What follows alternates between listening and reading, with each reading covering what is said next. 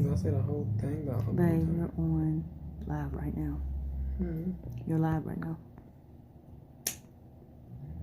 What's going on? We're just waiting for some People to come in. people to come on so that I can do some testimony Tuesday. So we're gonna get some in. Get some of my testimony. You got two people. Get some of my testimony in. If you wanna say what's up. But we got testimony Tuesday, and I just wanted to kind of tell my testimony on just where I started from and where I'm at now, so that people get kind of understanding of just me in general, and then hopefully I'm able to give you a little bit about what young black men go through in some form or fashion, to where somebody can articulate it to them, where it can be articulated to you through a person who's been through it. Started out.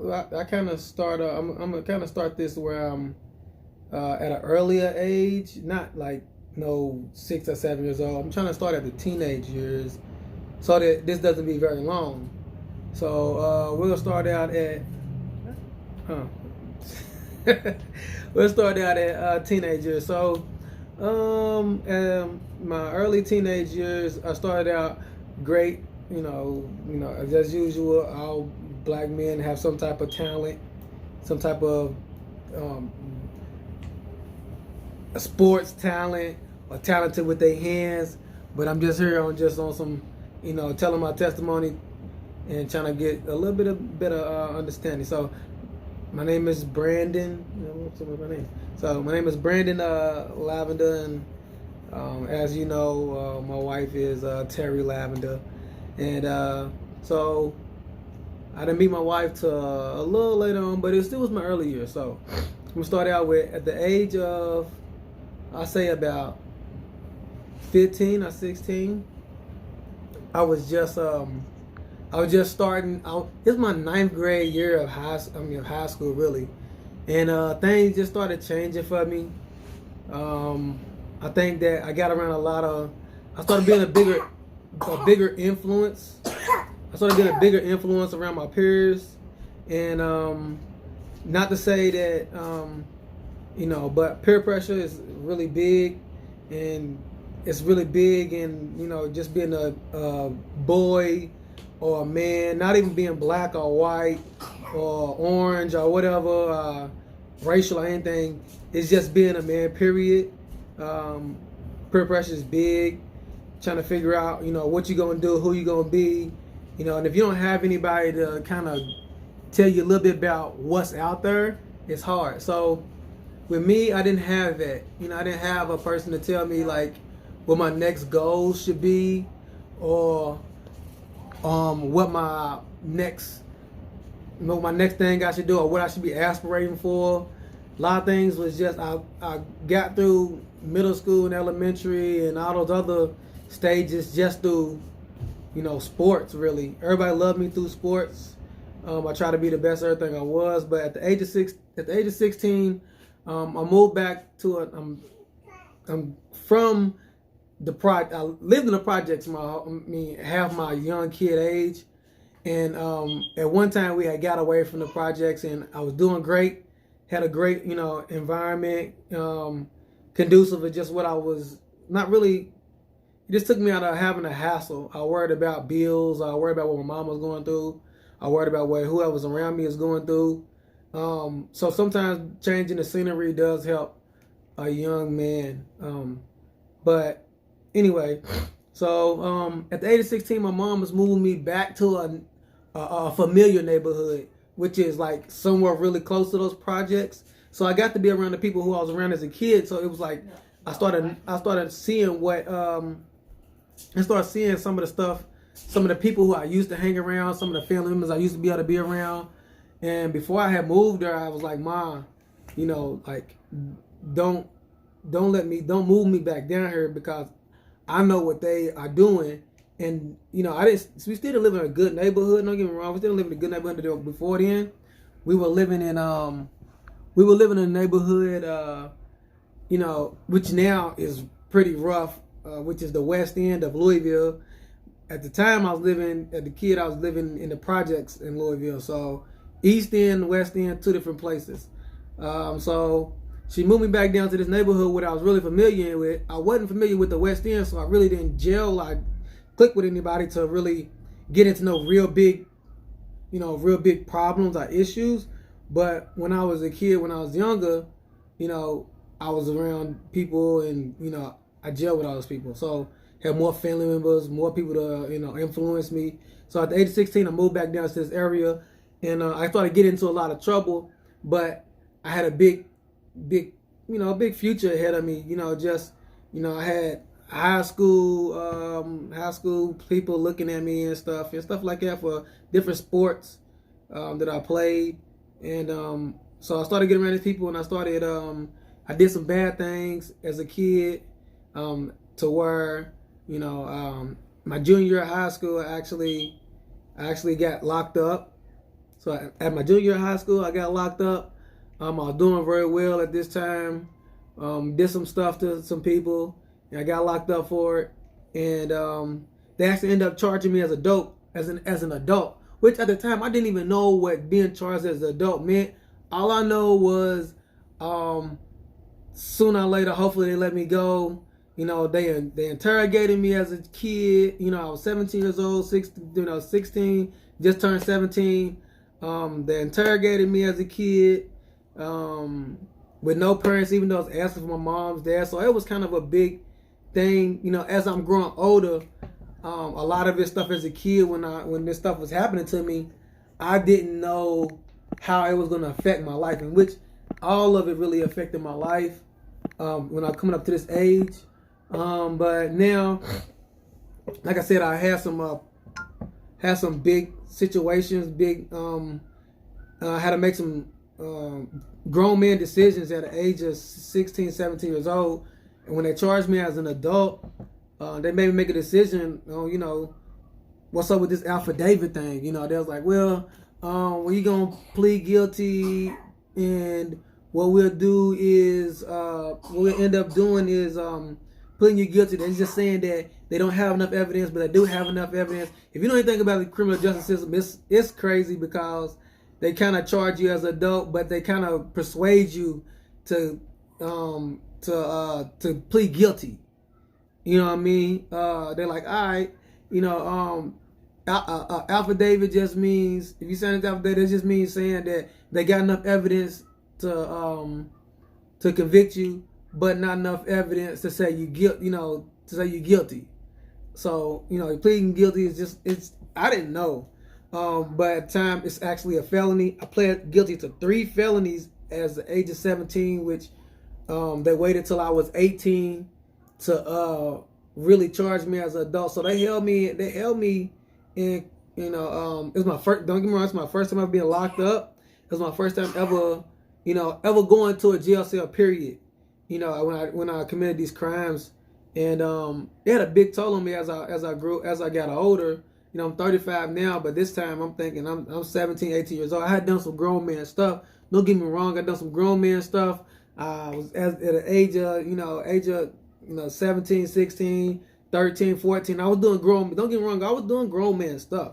You know what I mean? And was in grown man businesses and grown man and in grown man situations. So, you know, life is changing. So I got some felonies. I got 3 felonies when I was 17 years old. They charged me as an adult. Waited till I turned 18. They charged me as an adult when I was 17, but I didn't get convicted until I was 18. So my 18th birthday, they moved me from youth detention center to big jail.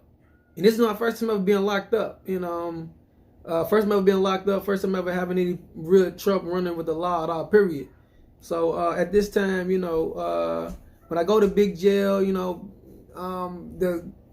the cats is like, man, youngin, you know, you better do a lot of push-ups. You know what I mean? Do a lot of push-ups. Do a lot of card deck push-ups and whatever else, so that I mean, because young and you know, like you going in, you know what I'm saying? Like you going in. You know what I mean? You might not see the light of day to you for a little while. So at the time I'm facing like each charge was a charge, a class A charge. So it was 20 years per charge. So it's 20 years per charge. It ended up being 60 years altogether. So three felonies was all added up. The total could add it up to 60 years. And so at 60 years was the big thing. The smallest I could have got was maybe, 15 or 10 maybe. So also like, they made me plead guilty to some charges that I didn't, I ain't had no business pleading guilty to, because, at the time you're a kid, you just trying to go home. You really ain't trying to, worry about none of that other stuff. So at 17, I'm pleading guilty to grown man charges, not knowing that, this is going to affect me my whole life. And it did. I mean, I don't know. I really don't. I just know they felonies. Just know that they violent crimes. You know what I mean? So at the end of the day, these things is affecting me. They let me out. I did about a year and some change. But while I was in JCYC, first time I ever heard Christ my whole life, I had been to church with friends, and maybe their parents had seen me leading the group, you know what I mean, and asked me to come to church with them. As a kid, but the same incident, I was shot. I got shot in the same instance. What I got locked up for.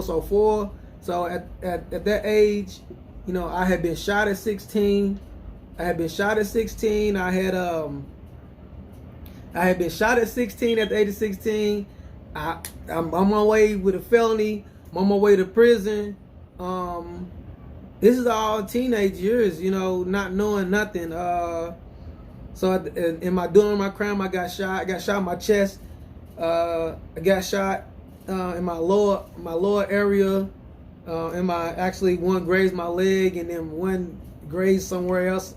So I had been shot a couple times during my instances. So that's the biggest thing. But when I went to JCYC, there actually was a guard there that was on the portion that I was on, which is where all the violent people was at, all the violent kids was at.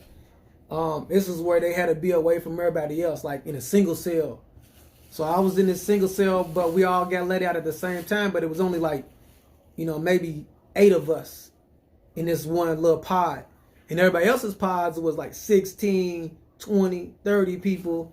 So this was this super, it's a guard, man, and he was, he would come to my bunk and just be rapping to me about Christ, and right before he got off, he would come rap to me, talk to me about Christ, tell me a little bit about what's going on. And then that kind of set a flame in me, set a real flame in me, to where like I didn't really understand what was going on, but I knew and understood that I was a leader. I always led. When I was in younger, I still was leading. Like everywhere I went, I was a leader of some sort, because I wanted to be a best of everything, and I wanted to lead everything, and I knew I wasn't going, treat nobody else the way I didn't want to be treated, no matter what. So it also was that was my situation, so I always became the leader, So if something happened with somebody, I'd always take up for them. If it was like, I hated bullies, so that's how I always led. Bullies always bullied people that I didn't even know half of the people that I even, became friends with. The only reason I became friends with them was because I beat up the person that was bullying them. So I would be the guy, I would check the bully one-on-one in the bathroom where nobody noticed when I seen him. Like he would be bullying somebody somewhere, but then I'll follow him into the bathroom and be like, hey, yo, like, it wasn't even cool what you just was doing, and I don't think you really want their action, and I was that lone wolf guy, like, I don't know, some more Desperado stuff, Punisher type of stuff, doing bad stuff to bad people. So, like I said, at the age of 16, I had been shot. I was on my way to, I was in JCY, the community, youth detention center. I was on my way to jail. This guy talking about Christ. Once he started talking about Christ, I started talking to everybody else about Christ. And everybody, you know, there were some people who was talking about, you know, they knew people that had pen pals.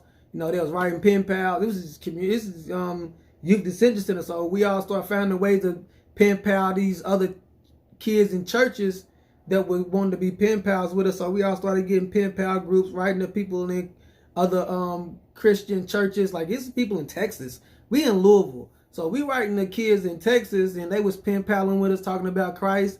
And so we end up, you know, started really getting into it, because we've been in when you get into a community, a jail or something like that, you start building not real relationships, but you start getting settled. That's what was happening. I was settling in to knowing that I was gonna be here for a while, and I had to figure out how I was gonna change what was going on with me in some form of instance. And that's where a lot of people get, you got that jailhouse religion. Well, at that time, cats is trying to settling into their time, settling into what they got going on. But anyway, let me keep going on my testimony. So my testimony is, the guy started talking about Christ, you know what I mean? Then I started praying for people while we was at, I was in youth detention center, and, you know, really praying, like, you know, to where I was, you know, we would stop TV and pray before we went to sleep. You know, we would all stand up and get into a circle and pray before we ate, get into a circle and pray before we went to sleep, after we ate. You know, anytime somebody had problems, you know, sent a letter to the jail or whatever about their family member or something, we would stop what we were doing, and we would pray. You know what I mean? To where, like, we was all crying and boo-hooing. And so after a while, you know, so when I got to the big jail, they was like, "Young, the only thing you can do is do push-ups and pray to God that they don't give you everything." Because people start looking at my case, and look, you know, when you get in jail, like, everybody want to know your case, everybody want to look at your paperwork. Let me see what's going on with you, bro. Let me try to see if I can help you. Blah blah blah. So I'm young, I'm naive, not really knowing that these cats is really just trying to feel me and check me out. And they're like, man, look, man, the only thing you can do is pray to God they don't give you all this time and put you under the jail. You know what I'm saying? They're going to put you under the jail, bro. You're going to be in there for a while. You might want to start doing some push-ups, because nigga, what look like what you saying is for real. I mean, you was out there doing some real serious stuff. Yeah, that was all my thing, and that's what I did. They was like, you just pray to God. I was like, I've been doing this since I was in JC, when I'm supposed to youth detention center, so that's what I'm doing over here. And if anyone of you cats over here, you know, won't see me, I'm gonna defend myself. But they end up sending me over. What was a blessing was they ended up sending me with the old cats and not the young cats. I guess they just knew I was violent, so they sent me with the old heads, and the old head kind of set my mind right, got me situated, got me understanding, and that was cool with me, man. I thought that was the most wonderfulest thing, because they kind of led me on understanding what was going on, what the jail looked like, what prison looked like. And don't get me wrong, you know, God answered. You know what I mean? There was times where I would go into, God was answering stuff while I was in jail, and I didn't even know it. You know what I mean? Like, not saying that people were sending me and putting money on my books and stuff like, none of that. God was working some stuff out to where I was like, man, I was telling my parents, man, don't come holler at me. I don't want to talk to nobody. Just come on, you know, not on a regular basis. I really can't get into that. And I was like, man, I don't do no phone calls. I don't want no phone calls. I don't want none of that. You know what I mean? I'm in here. So I would go to, but I'm praying. Don't get me wrong. When they saying cats is in the jail cell crying their ass out before they go to sleep, I was in with them little young cats crying my eyes out before I went to sleep, trying to figure out what's next. Because, like, this is getting real. You know what I mean? It's getting realer and realer, seeing cats getting beat up. You know what I mean? Having to defend yourself. Trying to, you know, it almost looked like I was, like, on some old Kevin Hart stuff. I forgot what that was, that movie with him and Will Ferrell. But that's what it felt like, you know, like I was prepping myself for prison, you know what I mean? And I was like, I ain't doing this. So anyways, at that age, everything was good, you know. But like I said, God was answering prayers during the time because I would go to court and wouldn't nobody be in there. Like there was like 2 times I went to court. I'm talking about the sheriff will, like, literally, if you ever been in the courtroom or whatever, you know the sheriff let you out of the background. So when they let you, get hard. So somebody knew what I was talking about, but that's what it felt like when I was in there with these old cats. Like then they're like, do some push up, you know what I'm saying? Pick stuff up, you know.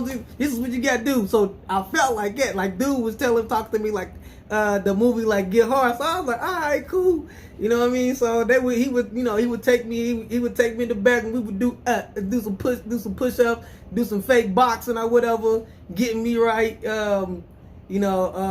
Shredding yourself up, because I was a little guy. I only weighed like maybe 120. You know, at the age of 20, at the age of 17, I weighed 120 pounds. I'm 5. I ain't grew no taller, so I'm about 5. I was about 5'6".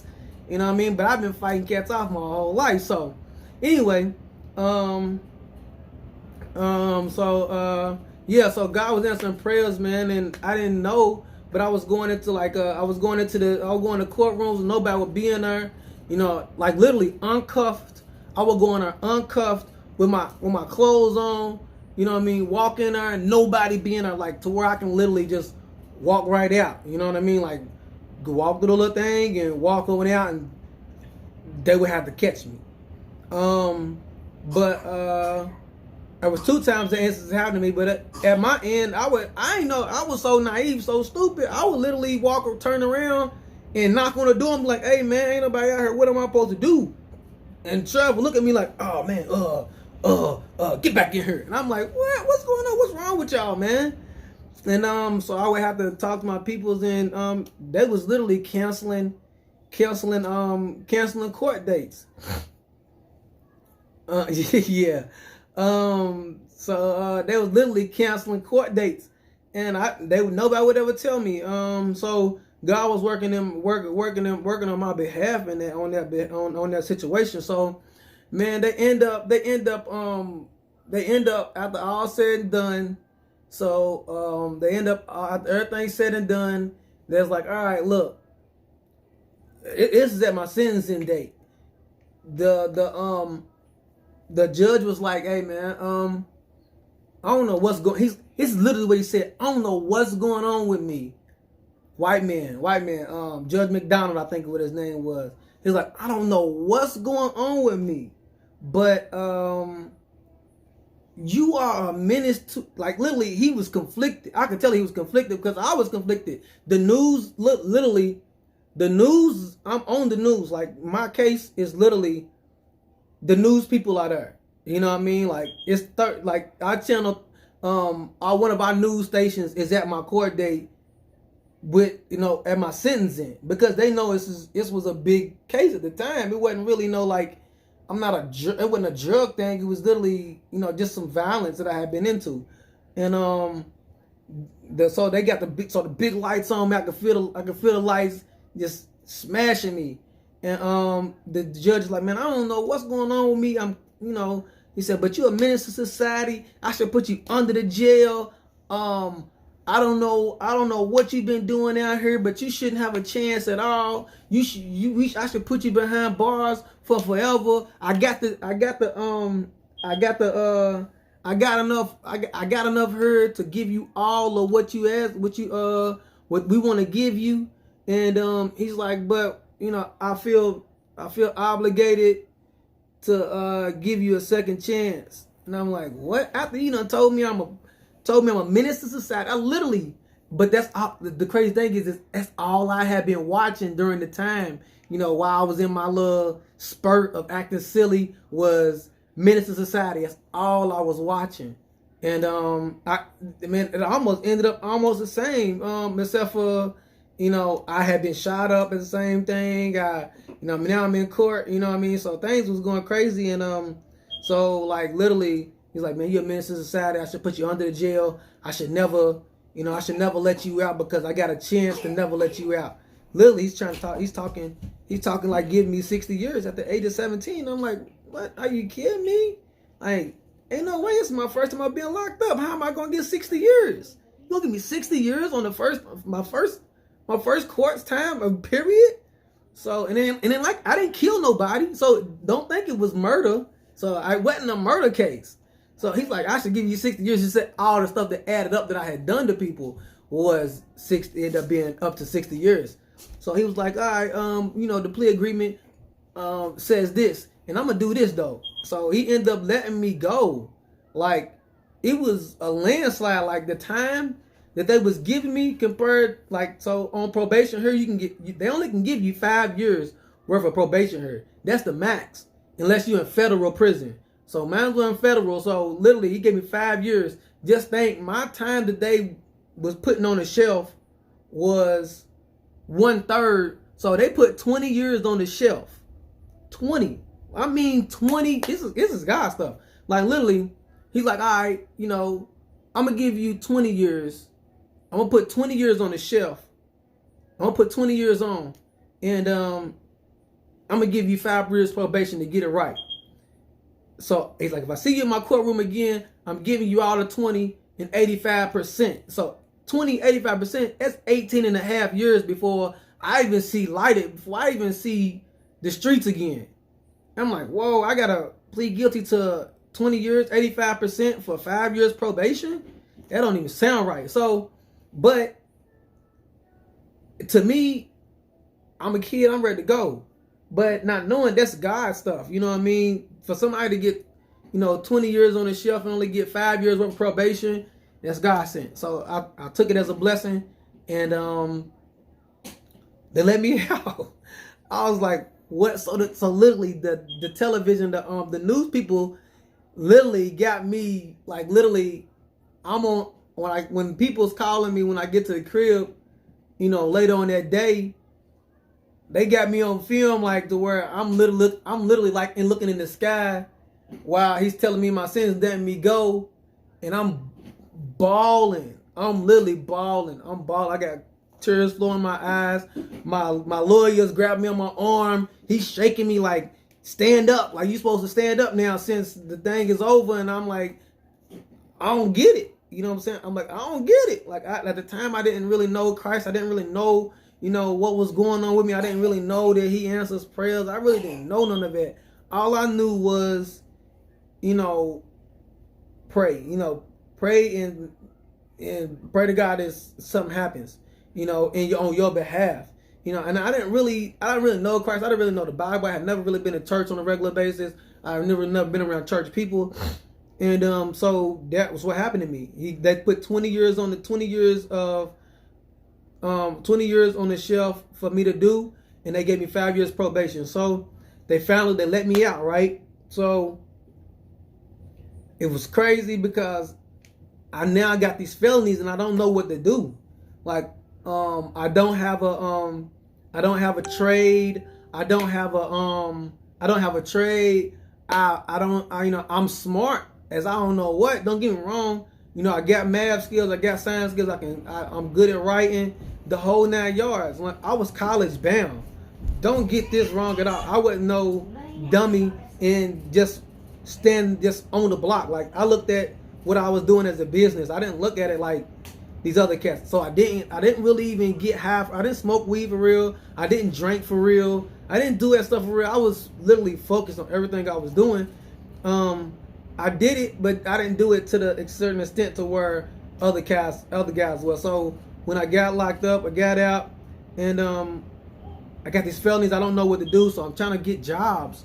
Now I'm trying to change my life because these people, making me come to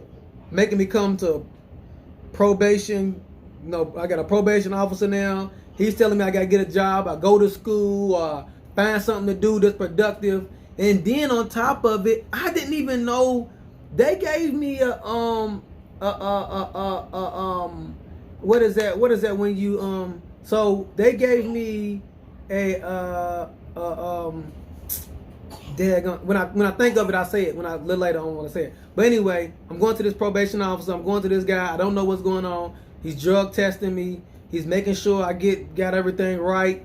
So at the end of the day, so I'm working with my stepfather. we doing landscaping. I'm like, man, I'm out here in the heat. I ain't used to this. I ain't never made this least amount of money. I'm only making $150, $200 a week. I'm not going to McDonald's. I'm not, you know what I'm saying? I'm not used to making this money. So when I was filling the applications, you know, I was checking the box.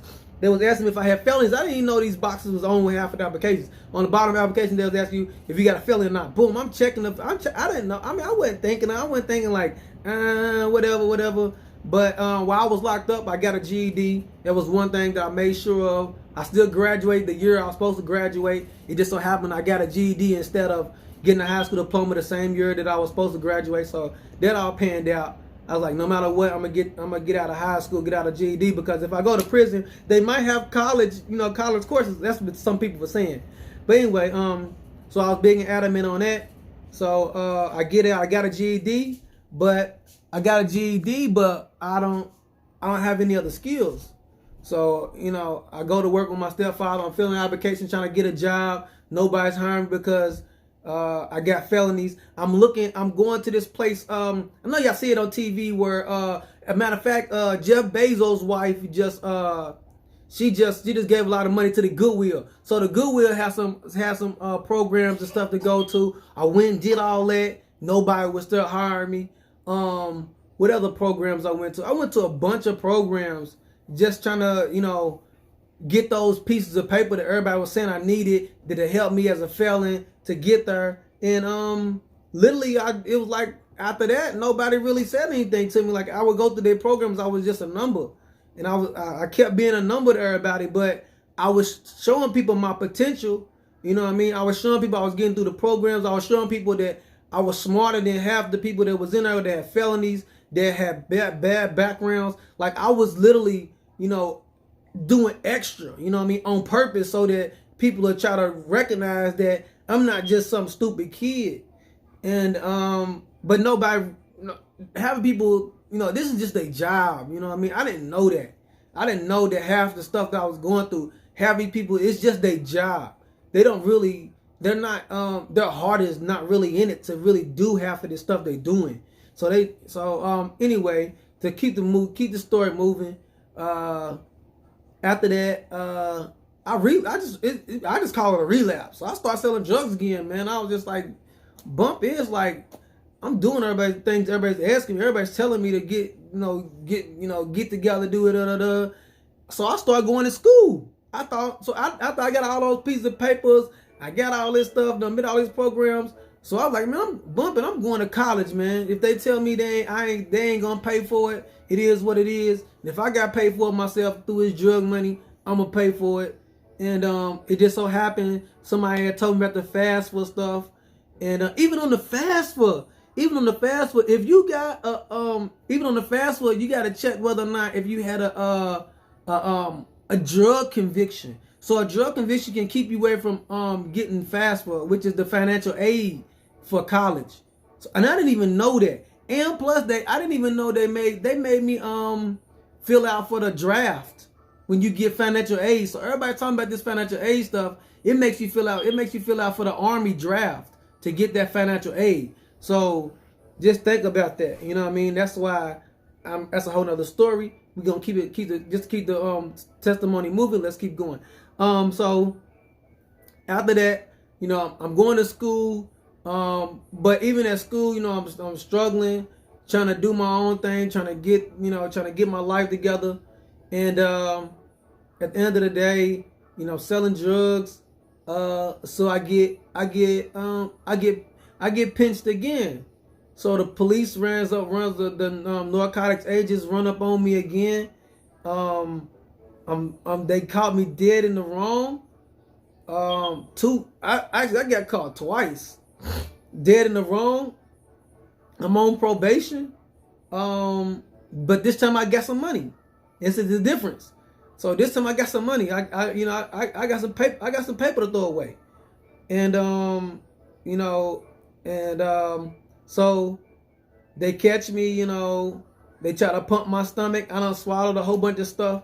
They try to pump my stomach. They send me to the hospital. They trying to pump my stomach. I'm saying no. I ain't swallowing nothing. I ain't drinking nothing. Don't get it wrong. I'm still ain't number 18, 19 years old. So don't think I'm far off in 26, 27, 25, 29. I'm still in the kid ages. I ain't even made it to 21 yet. So by me getting pinched, I'm able to keep it moving. And so I got the lawyer money straightened out. And they locked me up a month before my 21st birthday. So before I turned 20, so my 18th birthday, I'm locked up. First time ever being locked up. On my 21st birthday, I'm locked up again for my second time. It's only 2 times I've been locked up. So 18th birthday, I'm locked up. 21st birthday, when I'm supposed to party for my birthday, I became this 18, 19, 21-year-old guy. I'm locked up again, man. So I get in there this time. They like, all right, I'm definitely new. I'm like, I got my 20 years. It's only cracking. I'm in here. I'm doing push-ups. I know it's time. No problem. It is what it is. 18 and a half. I got to do what I got to do. So what's happening is, I don't know that my lawyer that I picked out used to be a detective, so he know everybody. I didn't even know this. I just went up to a lawyer's office who had a big lawyer firm, and I picked out one. You know what I'm saying? I was like, give me him. That's the guy I want. I don't know none of y'all. I know I don't want the biggest one because he ain't gonna play fair. I want this guy right here who's hungry, who ain't got no cases. So I go to him. He happened to be brand new. He used to be a detective. He became a lawyer, so now he know everybody. Literally, this man made them throw out everything. So, because they didn't have any drugs to really go on, they just knew I swallowed some stuff, but they didn't have any drugs to go on. I'm like I said, I'm 20. I'm just turning 21. I'm just turning 20. I'm 20 years old, about to turn 21. I'm locked up, and they like, hey, so this is what we gonna do. This is another blessing because I just didn't know that God always got more plans for you. It's kind of crazy on what the plan is supposed to be because you never know it. So at this time, I'm looking at 18 and a half of my 20-year bid, and dude's like, all right, look, this is what they're gonna do. They're gonna let you. You're gonna have to plead guilty to having some cough syrup, which I don't even know where they got this from. So cough syrup. So I plead guilty to having some cough syrup, which now is promethazine with codeine stuff. So I end up pleading guilty to that, and he's like, look, man, only thing they're gonna have you do is 90 days. And during this 90 days, you don't have to restart your probation. Your probation is going while you in jail, so don't mess up while you in jail. If you get a case while you in jail, they can revoke you, all this type of stuff. They can take you out. I'm like, what? He's like, yeah. He's the only one that really gave me the rundown of how, what was going on. So they locked me up. I do 90 days, and dude's like, all right, go home. I'm like, what? So this is year 2 of my probation, year 2, maybe year 3 of my probation. So this time I get out, I'm like, nah, no way. It's not gonna be that easy. You know what I mean? So, now I'm fighting, I'm struggling, but at this time in my year 2, when I get out, I go back to school. This is when I meet my wife. So I go back to school, right? So I'm trying to change up my whole image. I got this big disguise on. I got this big afro. I got these dorky glasses on. Literally, I got the beard. I only got this little part right here. I'm just trying to change my whole image so nobody knows who I am. Nobody can pinpoint me to anything I used to do. Even the people when they would see it, they'd be like, man, I didn't know it was you. The whole point, I wore these big bulky glasses. My son, I wore these big bulky glasses. Sometimes I would wear really dark shades so people couldn't see my eyes because I knew people knew me with my eye color. At the end of the day, I'm going to school. My wife she's actually worked at the rallies. So I go up to rallies. I always get the same thing at rallies. I would get the spicy chicken, no mayonnaise, just lettuce. and I will put some other rally sauce or something they got on there. And so she's at the window. I'm like, yo, can I get a spicy chicken? You know, blah blah blah. And I'm like, you look like you're having a bad day. You supposed to. So I hit her with the McDonald's phrase. You supposed to smile when you taking my order. And she act like she was saying that. So I was like, all right, well, cool. You know, I'm gonna tell corporate on you if you don't give me a smile when you taking my order. It kind of said reconnect, but anyway, so I hit her with that. She's like, all right, cool. So at the end of the day, like, all right, so I'm talking my way into. I thought, you know, as a young guy, I'm trying to get some free stuff. So all the young kids, we all trying to find a little girlfriend or some little thing as a kid. But yeah, so I hit her with that. I'm like, yeah, and if you don't take my order with a smile, if you don't take my order with a smile, I'm gonna call the people. And if you don't give me your phone number, I'm gonna call the people. So she ended up giving me her phone number. You know, so that's how that went. That's how me and my wife met. I ended up not even calling her for almost like a month. I think it was about a month. I ended up calling her, and so I started to connect with her. By the time I was still going to school, still going to college, still doing what I was supposed to do. I had started going to church a little bit.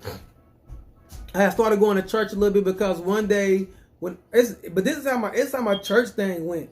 So one day, you know, I'm going to school, I'm doing my thing, you know, for some reason I'm out on a Sunday morning, you know what I mean? I'm out on a Sunday morning, and I just walk out the house and I just start walking, you know, I'm walking, this is no hands down, I'm walking, I'm smoking the Black and Mild, walking down the street, smoking the Black and Mild, just chilling, and you know, at this time I'm heavy, you know, I'm getting phone calls at the wazoo from everybody, just everybody, like, you know, I'm getting phone calls from drug addicts, people saying they want to kill me. I got phone calls coming from the narcotics agents trying to get me again. So, like, literally, this was happening every day. My first 3 phone calls was a person telling me they want to kill me. The second phone call was a narcotics agent. The third phone call was actually a drug addict. So these are my first 3 phone calls. Like, starts out at like 5 o'clock in the morning. You know, first at 5 o'clock, right before the daylight hit, somebody calling me, telling me, I think I'm gonna kill you, blah blah blah. Second one is the drug. This is like when they first jump out onto the scene, like narcotics agents calling me, like, hey man, I got this amount of money, you wanna come get it? I'm like, what? You know, 7 o'clock in the morning, 8 o'clock in the morning. Don't nobody got $100, you know, at 7 o'clock, 8 o'clock in the morning. You gotta be kidding me. So I peeped that game, and then the other game was just a regular, you know, drug addict calling me with $5 or $10. So I knew that was a real one. But you know, this is my morning calls, and I'm walking down the street on a Sunday morning, smoking the Black and Mild. I got drugs in my pocket. I'm doing me, you know, just up, and you know. Some church bells start ringing, so it was like boom, boom, boom, boom, boom, boom, boom. I don't know if they church bells or the time, or just, you know, speaking of the time. You know what I mean? Like at 11 o'clock every day, at 12 o'clock, I went on the time. You know, maybe they automatically do it. So, literally, man, something came to my mind, and it just, I mean, literally, you know, just like God speaking. Just like if, you know. If you come into my house, you won't have to worry about it. You won't have to worry about that stuff ever again. You know what I mean? And that was literally, you know, how he spoke to me in that morning. You know, like I said, I'm heavy. I'm sober, so I know I'm not high. You know, I'm not drunk. It's Sunday morning, like literally. So it's like, if you come into my house, you know, if you come to God, you come to church. Literally, you won't have to worry about that no more. So literally, I put out my black. I'm walking on the street, and it just so happened there happened to be this church. It was ironic, because to me it was ironic because the church was called Refuge of Kentucky, and it was super ironic that I look over into the church right there, and it's called Refuge. You know what I mean? So I'm like, what? So I'm looking for somewhere to escape to get out of what I'm going. And here goes a church called Refuge. And so I put out my black, and I put it in my pocket, and I walk into church. Like literally, that's where my life changes. So I go in there, I put out my black, I put my black in my pocket, put my black in my pocket, got my drugs in my pocket. I go in, I sit in the back, and I'm just listening to him preach. You know what I mean? And I'm just trying to wonder if this is what I want to do. I'm sitting in the back, I'm just looking around, looking at the people, looking at something going on.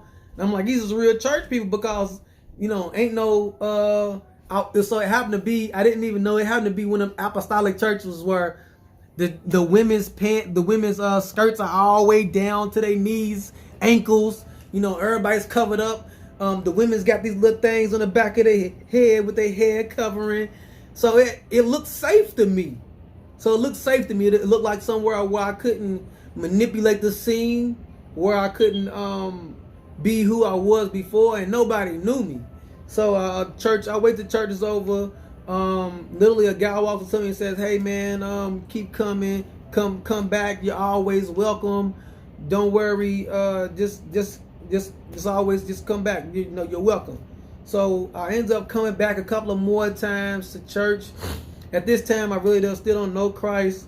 I'm just trying to change my life. At this time, I done stopped selling drugs, but I'm still, trying to take the edge off with drinking.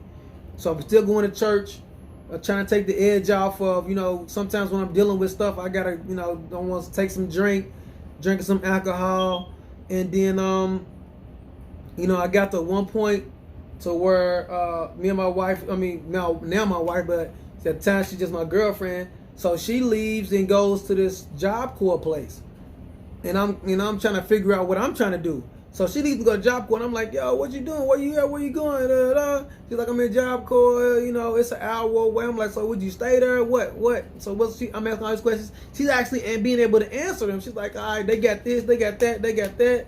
I really like it. She didn't ask me to come. Don't get me wrong. She didn't ask me to come. I just was thinking, I'm gonna pop up.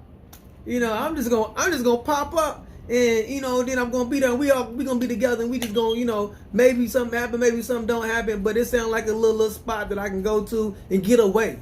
So I literally used Job Corps as a getaway. So it was out of town. It was still in Kentucky. I still could get back. Still could, but I'm around. I'm around some other people. I'm around trying to do what I need to do. So I get there. My wife's there. She's my friend at the time. So we get there. We doing. She's going for CNA. I'm going for welding, and this actually changed my life a whole lot because it allowed me to stay away from everybody who I knew, and then I come back just on the weekends, and I would literally come back. Me and her. I would go to church. She would meet up with her grandparents, and then we would go back. We would go back to school. We go back to Job Corps, and then when we didn't come back, I'm still going to church while I'm at Job Corps. I'm trying to figure out how to still trying to figure out how to make my life right. And Job Corps was a big part of changing, the perception and my work ethic and all that type of stuff. Trying to get my money right, have something that I can actually be used for without somebody telling me I got a felony and they won't hire me. So a trade is good for anybody who has a felony. So if there's any brothers out there, any brothers or sisters that know brothers that got felonies and really having a hard time finding a job while they got a felony, getting a trade is the easiest route to making good money that they are used to making. So as a welder, I didn't notice it, but I'm making good money as a welder when I get out. And then I'm at 4th of July one day, and my sister and my sister's friend are, sitting there, my sister who? Melissa's on there. My sister and my sister's friend is sitting there. So they sitting there, you know what I mean? I got my wife now there, and then my big sister invited an ex-girlfriend that was in there. And I'm just tripping, so I'm like, man, they got me all messed up. So I'm pouring a little bit of the drink in there, and I'm trying to chill out, and I'm just trying to not really, be caught up in all this mess. So I walk outside, I'm standing on the porch, they trying to light some fireworks and stuff like that. So I'm being the good uncle. I'm lighting fireworks, doing all the stuff I'm supposed to be doing as an uncle. You know what I mean? Buying stuff, just pulling out fireworks out of nowhere, stuff like that. And so my sister and her friend is like, hey, what you got in that cup? And I'm like, what you worried about what's in my cup? My cup is, it don't make no difference in my cup. So I'm like, my sister's like, man, what's in the cup? Man, what you got in the cup? So I'm thinking maybe, I don't know, maybe she want me to pour a cup. I don't know. So I'm like, yeah, I'll pour a little bit of, I pour a little bit of that in there, and I'll pour a little bit of this in there. It ain't much, you know what I'm saying? I'm like, I'm not trying to get drunk. I just got the ex-girlfriend in her, and I got my girlfriend I'm with in her, and I'm just like trying not to bloop out on nobody. So they're like, man, you supposed to be going to church. I'm like, yeah, but I'm just trying to change my life. I don't really know what church is about, or really what I'm supposed to do. Nobody's telling me nothing, so I'm just gonna make sure that that what I'm doing, I'm continuing to keep going to Christ, and I'm keep going to church, doing what I'm supposed to be doing there. And so they're like, nah, you're not supposed to be, the Bible. So I don't know nothing about the Bible for real, but the church is the church. You know what I mean? People are trying to get you to, usually just trying to get you to do something. So I go to church, and they want me to be a part of the youth department. They want me to, preach to the youth. I'm like, nah, like, y'all don't want me nowhere around these kids, because like I don't even know what I'm doing yet. Like I'm still trying to get saved myself. Some of these kids been in here longer than I've been in here.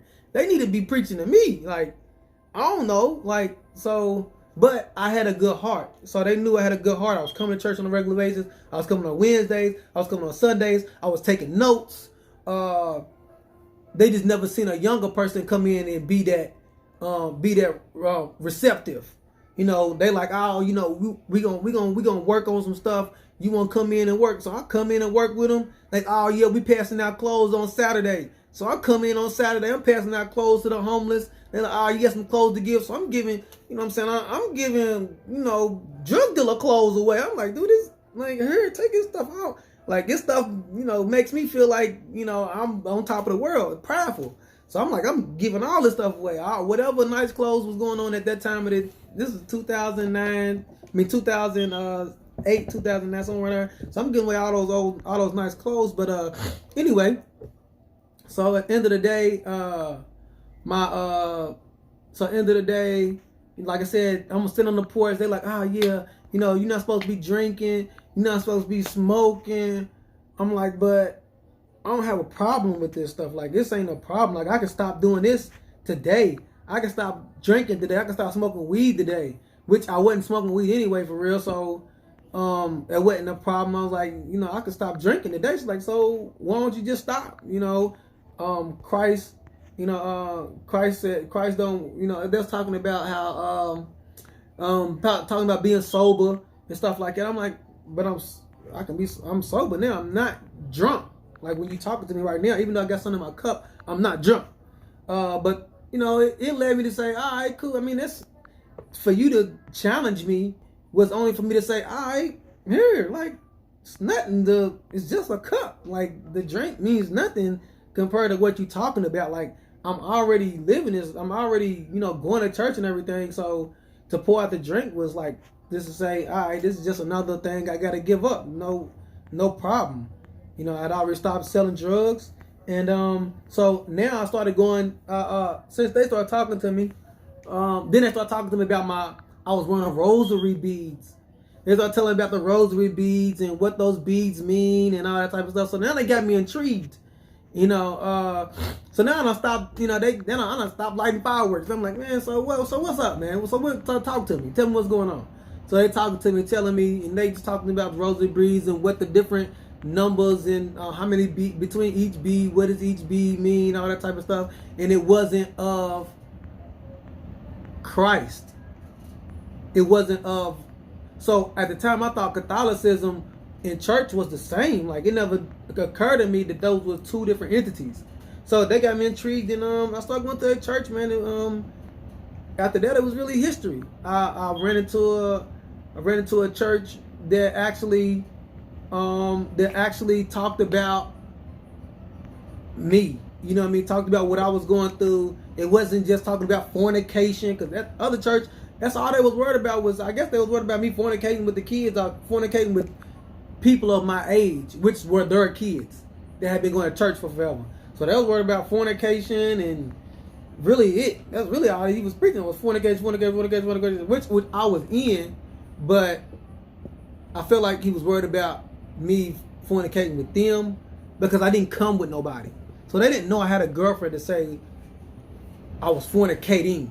So I think there was more of me, good looking guy, come to church, and some of the younger kids, some of the older around my age was gravitating toward me. And that's what really was, I think that's what they was really more worried about than anything. But they started noticing that I didn't have an impure motive with none of the kids. Like, I really was just rapping. I really was just talking to them on a regular basis on just stuff that I had been through. So I really was just talking to them about that type of stuff. And I would see like I would see their kids, and I'd be like, nah, man, don't do that.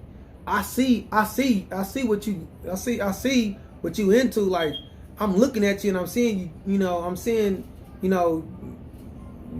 on Wednesdays, you notice like, nah, you ain't got church clothes on. You ain't, now the facade is off. So I'll be talking to their kids like, nah, you don't need to do that. You don't, like, I mean, I know what them clothes is. I know what that stuff means, man. Your parents might not know. I know. And so he started hearing me talk to them about that. So that's why he tried to put me over the kids. But anyway, like I said, I'm at the 4th of July joint. They talking to me. I start going to their church. I start hearing more about the word. Start hearing more about what's going on, in life, period. I'm still in Job Corps at this time. Finally get out of Job Corps. I got my now wife, but at the time I didn't know she was gonna be my wife. I just kind of was making sure that I was doing the word right. Me and her, we had stopped having sex, period. After a while, we like, all right, I was trying to stop, not have sex with her, all that type of stuff, and she didn't know what was going on with me. Like, literally, there would be moments where we knew sex was about to happen. I would leave, like, just leave the house, and then we'd be at my house. Like, literally, we'd be at my house. I'd be walking, it'd be sex moments. I just walk out the house. Like, she didn't know what was changing. You know what I mean? And old girlfriends that I tried to talk to at the time that I may have thought I was more in love with them, I loved them at the time, they didn't really like the new me. So the old people really didn't like the new me. And, my wife at this moment didn't know the old me. So she only knew what I was becoming, but she also knew what I was doing too. So, nothing.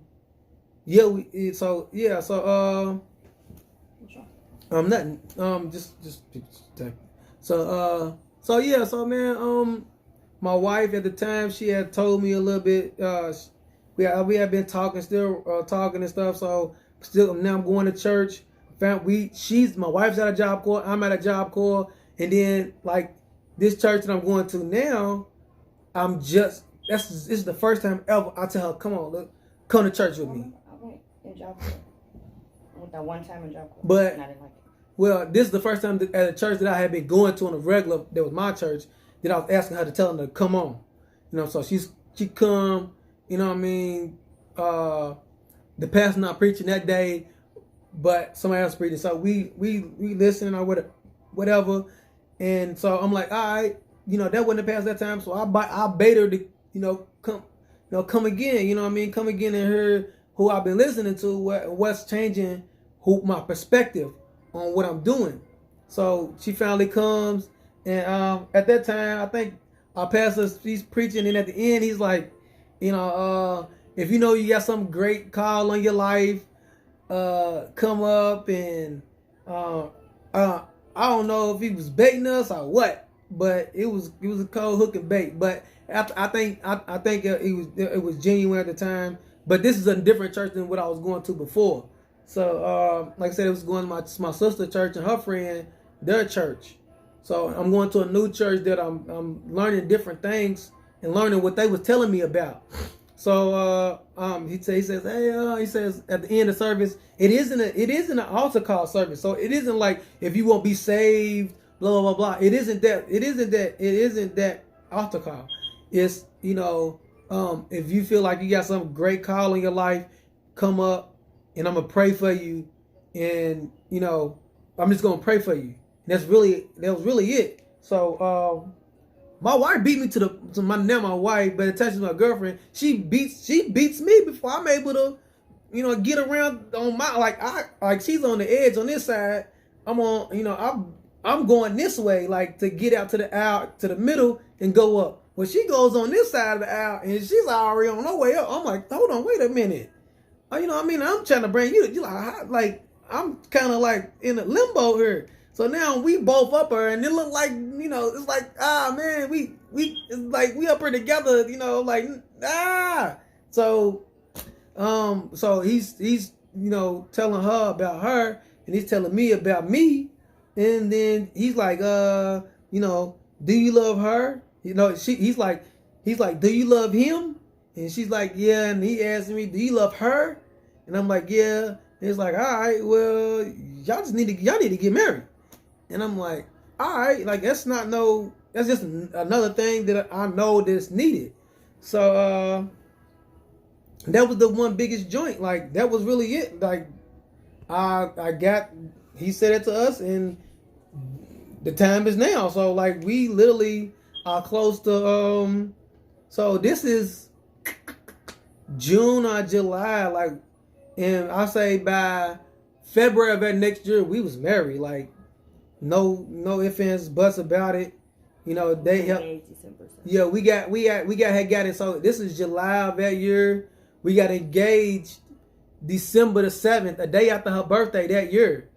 You know what I'm saying? So he said that to me in July, August. I'm trying to figure out ways to get this money together to get a ring. But it just so happened I'm out talking to her. I'm out talking. So now I'm meeting everybody, meeting the grandparents, meeting people. So I'm out talking to my wife's grandparents, and they like, man, trying to size me up. But at the time, I finally had got ways to be able to articulate myself. So I'm talking to her grandparents, telling them what it is I'm trying to do in life. I'm trying to, I got this welding thing. I want to be a teacher. I want to be a teacher. I want to be able to teach this because I feel like I got a good job and I'm doing something that I think that young people can make good money on. So it wasn't really that, anything. It was just I really wanted to teach other kids that, there's ways to make good money. And so I'm like, I want to get this other certification to, and I want to buy a house, and, I want to get married.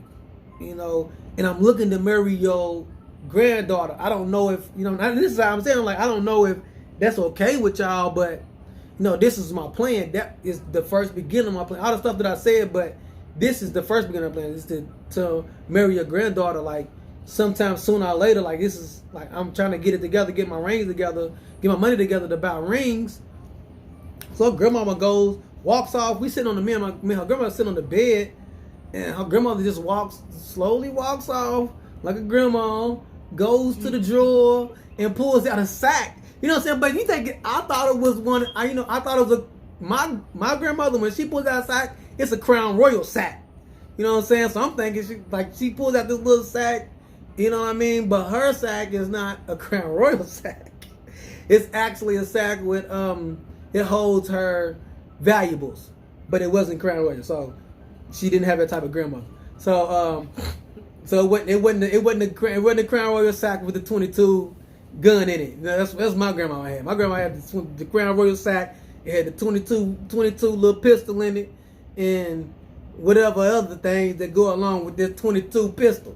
That's what my grandmama had, and hers. Some little marijuanas in that. That Crown Royal sack with some change, a couple quarters.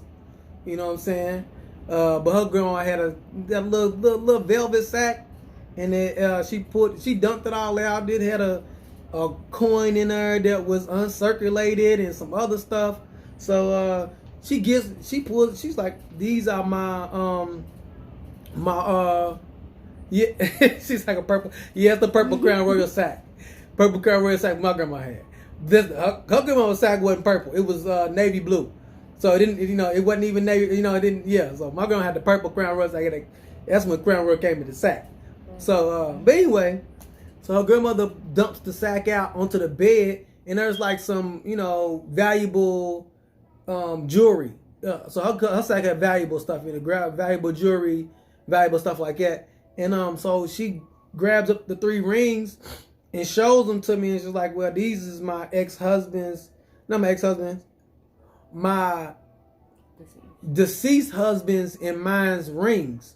So he's dead, and I don't wear a ring anymore.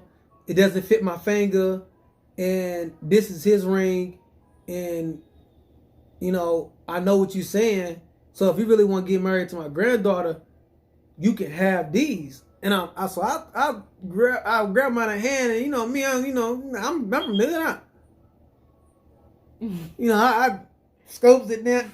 Is it? Because I'm looking to buy something nice for her. So I looked it down, and I look on the inside of it. I said, it says 14 karat on the inside. And then I flipped it on the other side. I look down and see if the diamonds I got. Because if you know jewelry, you gotta look and see on the inside to see if the behind the diamonds got holes in it, because diamonds are supposed to be able to breathe or whatever. That's what they say in gold. So I'm like, all right, the little diamonds is showing on the backside, so they're not little chips or clusters or anything like that, like other people be having. So I'm like, all right, cool. I'm like, it's my work, it's all right. I appreciate this. That's the money I can save. But you gave me a what ring? I don't know if my grandmother knew, but I had tried to propose to her with a ring pop. You did propose to her. Well, I didn't try. I did propose to her with a ring pop, and I said I was gonna buy a new one when I got the money, but hold on to the ring pop. And so the ring pop still had the candy on it. Like, I was like, your diamond gonna be this big. You know what I'm saying? Like, here go the ring pop. I'm trying to, propose to you on a level to where I'm at. I'm at ring pop level. I'm crack broke. I ain't got nothing. I'm not saying that I ain't got nothing in a dream. I'm just saying this is what I got. You asked me what flavor. Her favorite flavor was the green one. She likes the sour apple or whatever. So I knew that's what she liked, and I had the green one. So I always bought her suckers. They used to have these big old suckers, the big old lollipop suckers, not the small ones, the real big ones. They cost $1. So I always used to buy her the apple kind because she liked sour apple. And then after a while, that would be like these 5 or 6 sour apple suckers in the drawers everywhere. So I was like, all right, I done ran that out. So like I said, I proposed to her with a ring pop, the green one, and I guess she was so excited about it, she actually ate this instead of eating the suckers that she had in the drawer already. So yeah, that's what I first did that, and then but her grandmother gave me the rings, and that helped me out a whole bunch because it was like a weight lifted off that I didn't have no more excuses. You know what I mean? Because a lot of men, we try to say rings is an excuse. You know what I mean? Buying a ring is an excuse. Paying for somewhere to have a wedding, that is an excuse. It's going to cost a lot of money, excuse. When you just trying to do what you're supposed to be doing, when you're supposed to be trying to live just for Christ, like, all that's out the window, man. Don't take him excuses, like, because you can earn so many things that, I contemplated doing that, our pastor was kind of like, nah, don't do it. Like, don't do it. I'm glad y'all. Because there was times I was like, man, I'm done living in sin. Like, I got to a point where I was like, I'm done living in sin. Like, we don't have to do this no more. Like, we don't really have to wait on this. Like, we don't have to wait on no wedding for real. Like, we don't have to wait on a place to have a wedding that like we don't like, cause it got kind of hectic on bridesmaids, and we got kind of hectic on bridesmaids and waiting on fathers to be able to walk her down the aisle. Her father walk her down the aisle. We have problems with people, family members quitting, not wanting to be in the wedding after certain times. I'm like, man, look, them Negroes don't mean nothing to me. Like, only thing we try to do is get married. Like, we don't need to do that. So we literally on the highway on our way home. I had just got off work, and she's telling me all the people who saying they can't be in it no more. I'm like, look, we can get off right here on Broadway and go right to the Justice of Peace. We got $75. We can get married now. Like, them niggas, like they ain't stopping what's gonna happen. So either you do or you don't. Either they don't want to, or we can just get it jump off now. And then so I'm getting off the exit, and she's like, oh, no, do it, no, don't worry about it. If they don't want to get in, I'm just gonna cancel them out. And so I'm like, all right, you sure? Because like Justice of Peace is like 2 blocks. Like, we here. Like, I'm not tripping. If you're not tripping, I'm not tripping. Like, I just know this is what's next for me, and this is what I'm gonna do, whether or not they there or not, or whether my peoples is there or not. It doesn't make no difference. It makes a difference to you, kinda, I guess. But So the next day we was telling our pastor, he's like, man, I'm so glad y'all didn't do it because I really want to marry y'all, and I think y'all a great couple, and I think y'all look a lot like us, all that type of stuff. And I kind of made me feel good because I was like, all right, cool. I'm glad that they understand what we're going through. So so our grandmother gave me the rings, and that started off my marriage, and like literally, that's how I stopped. So that's I told you one instance on how I stopped drinking. Smoking, selling drugs was automatic. Like, that was automatically like one of those things that I knew I had to stop anyway. So that was cold turkey. Stop smoking black, stop smoking weed. All that was all that literally when I poured out that drink when we was at the 4th of July, that was my last time drinking. Like, I stopped drinking. Like, done. Didn't need it no more. Never really needed it. I can't say I never really needed it anyway, but that was the only thing I really did anyway. So drinks, smoking weed, pills, everything, club. I had stopped going to the club once I started going to Job Corps. My wife was still dim dabbling, but it is what it is. I was cool with that because I understood that she was still young and still needed to get out some of that.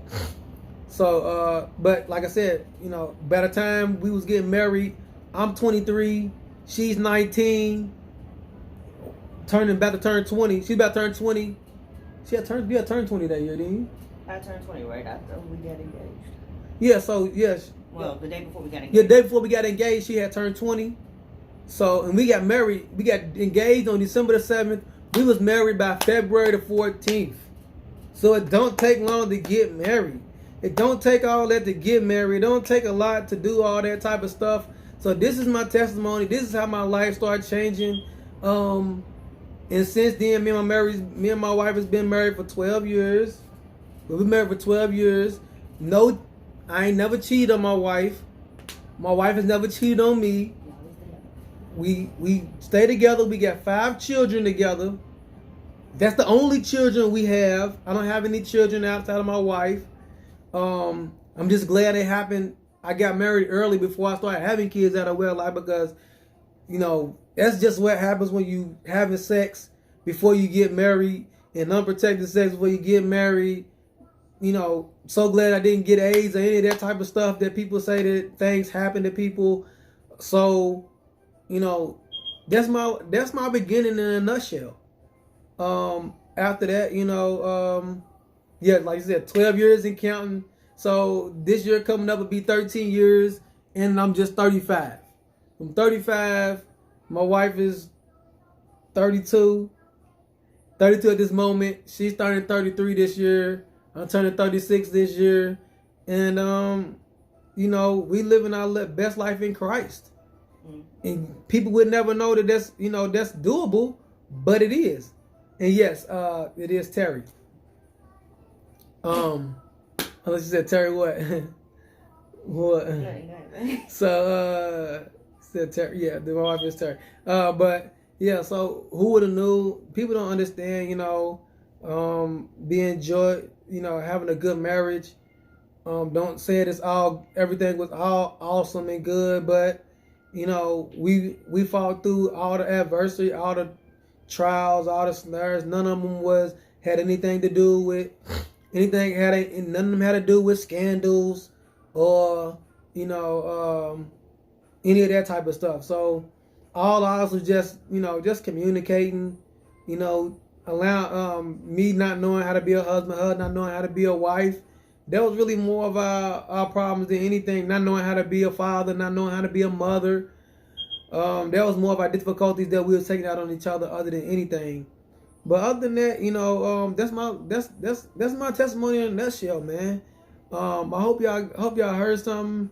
Hope that maybe a husband or a brother or a cousin or another brother or another black man can hear my testimony and overcome whatever adversity they're dealing with, or whatever they may be dealing with, whatever they had dealt with, and here's some victory. You know what I mean?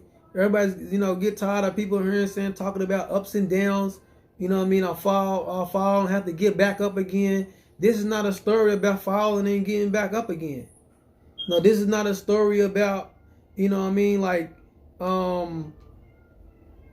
those I cheated on my wife and we had to, rekindle our marriage. It ain't nothing like that. It ain't nothing. It ain't never been like that. I ain't never thought of nothing like that. It ain't never been. She caught me in some type of. I caught her in some type of scandal on Facebook, or people DMing me, or going out on dates. Us going out and drinking together, or going to the club, and going to the club together. And trying to get back in Christ, or any of that type of stuff. Not saying that people that doesn't happen. People and those people can't be good people. I'm just saying that this isn't that type of story for us. You know what I mean? Like that's really the biggest thing. Like sometimes you got people that's able to live in Christ and stand strong. And not have to, and not have to do the get back ups again. Don't get me wrong, struggling is different. Saying you struggling is different from battling. Now, struggling is saying that financial, hardships, stuff like that is just struggling. Now, battling, she drank sometime and then I got to tell her she can't drink no more. I got to throw away all the liquor in the house. Or we drinking wine without, nah. Or she go out and I catch her smoking one day, nah. That wasn't the case. It ain't the case for me to like I coming out smelling like weed. No, not the case. We stopped everything. We stopped everything. We was cold turkey with it all. Just, if this is what we gonna do, we're gonna try to do it to the fullest and make sure that we stand strong in doing it. And continue to show our kids that it can be done. And the more we let that stuff go, the more we was able to articulate our emotions with one another. Maybe more we was able to articulate, how we felt, how the difference in what we was going through. Also, my wife got delivered during that time, so prayer works. But that's my beginning of living for Christ in a nutshell. I thank you guys. Thank you for listening. I thank you for watching. I thank you for all your amen. I thank you for all your prayers. I thank you for all your laughter together. All those great hearts and emojis, whatever you have done during this time.